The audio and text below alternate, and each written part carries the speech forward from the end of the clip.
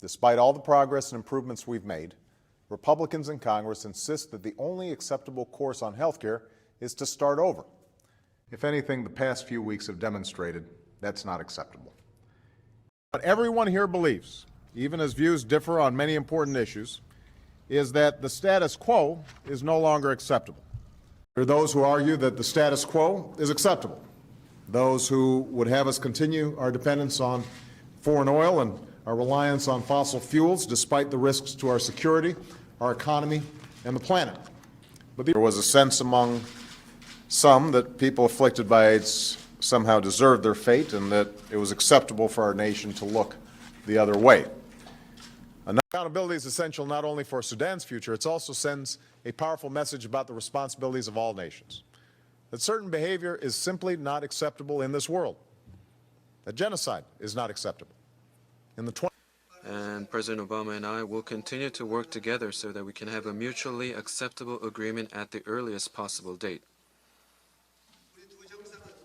And that wasn't an acceptable option, to throw up our hands and to quit. It's not acceptable. That's not acceptable.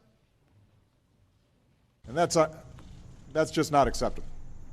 It's never acceptable. Since that time, what we've seen, whether it relates to its nuclear program or its state-sponsored terrorism, that more and more countries have been willing to speak out in forceful ways, whether through the United Nations or through other avenues, to say this is not acceptable behavior. And I strongly urge the Iranian government.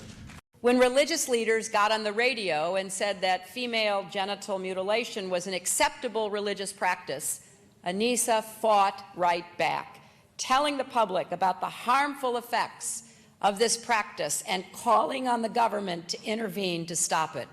And it's not acceptable to me, and I don't think it's acceptable to you, for just a handful of Republicans in Congress to hold middle-class tax cuts hostage simply because they don't want tax rates on upper-income folks to go up. All right? I see it in the deepening of Mexico's democracy. Citizens who are standing up and saying that violence and impunity is not acceptable. A courageous press that's working to hold leaders accountable. A robust society, including brave defenders of human rights who demand dignity and rule of law.